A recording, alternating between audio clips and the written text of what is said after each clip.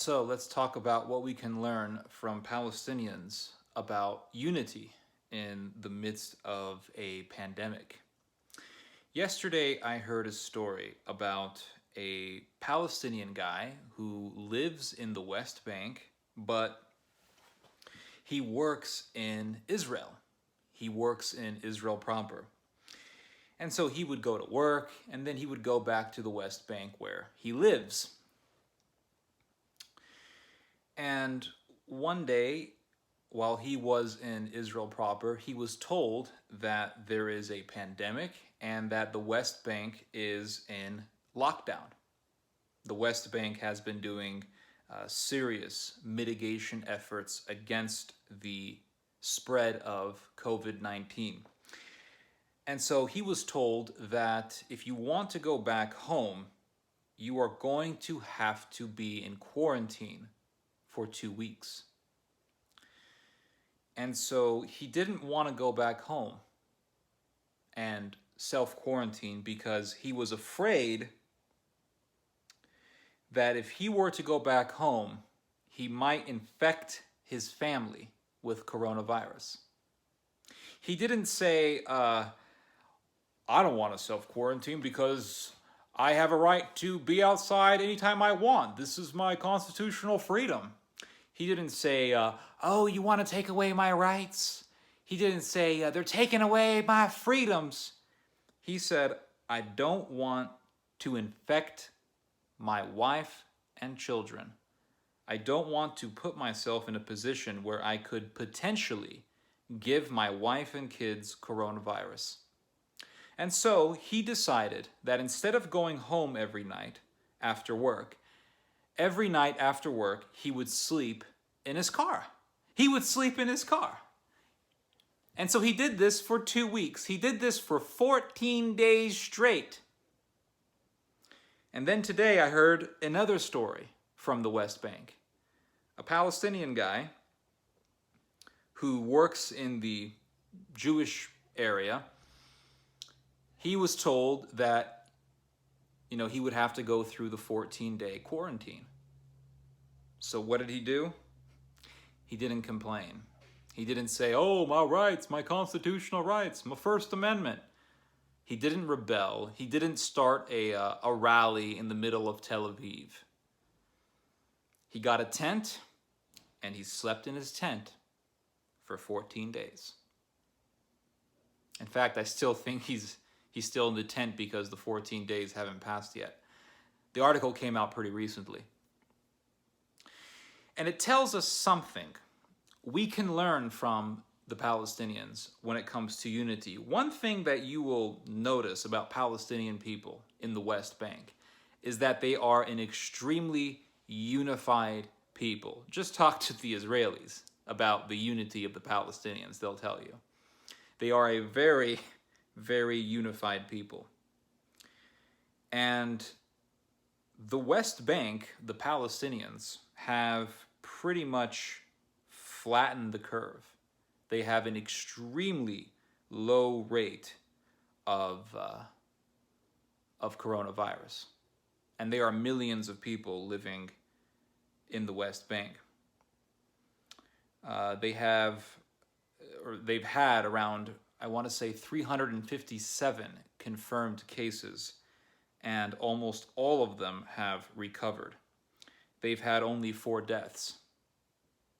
And these are people who have been deemed as barbarians, savages, terrorists, evil Muslims who hate the Jews. They have been made synonymous with Nazis. And of course, I know that there are Palestinians who are legitimately anti-Semitic. I'm not going to deny that. But a people who have been deemed as savage and barbarian for decades have been able to protect themselves, to protect their communities from coronavirus, more so than the Americans and more so than the Israelis. Because Palestinian people, for the most part, have a much more esteemed view of human life than most Americans. They actually have more of a will to protect human life, to protect the lives of their communities. And they're more unified. We can definitely learn something from them. Because here in the United States, we're not unified. Americans are not unified. We have half of the country who says, yes, let's quarantine. Yes, let's listen to what the experts have been saying. Yes, let's listen to what the virologists have been saying. Let's do mitigation efforts. And then you have the other half of the country that says, no, let's rebel against the rules. Let's rebel against mitigation. Let's do a funeral in the middle of New York City and have hundreds and hundreds of people there to have a funeral to honor a man who died of coronavirus. Like, someone dies, an esteemed person in this particular community dies of coronavirus, and what do these people decide to do? Let's have a funeral in the middle of the street, in the middle of a pandemic, to honor a man who died of the very virus that they're telling us that we need, that they're telling us that we need to control, that they're telling us that we need to prevent from spreading. In the middle of a giant contagion, in the middle of a giant pandemic, someone has died of coronavirus. Let's go out in the middle of the street. And if you tell them, hey, don't do that, you get called all sorts of derogatory things. You get all sorts of accusations. You get called a tyrant. And you have people doing these rallies, refusing to put masks on, people coughing on each other just to show that it's not that serious, when the numbers are showing that we have over 80,000 people dead.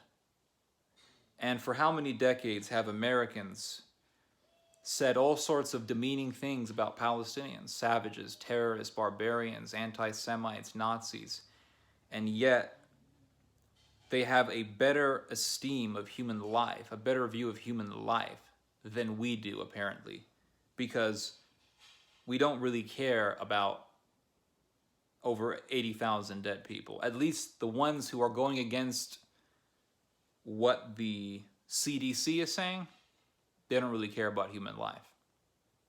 And when you tell them, hey, over 80,000 dead, they'll say, don't worry, it only kills the elderly. As if the elderly aren't that important. As if their parents aren't that important. As if their grandparents aren't that important. And that big wall that the Israelis built, the Palestinians are actually quite happy about it because it's preventing the disease from going into their society. And for how long were we told from the Israelis that the wall was to protect the Israelis? And now the Palestinians are saying, no, the wall's protecting us. Quite the irony. Anyway, just thought I would give you guys my thoughts on this. Hope you guys have enjoyed this message. Hope you guys have learned something from this message. You guys just heard some theology. God bless.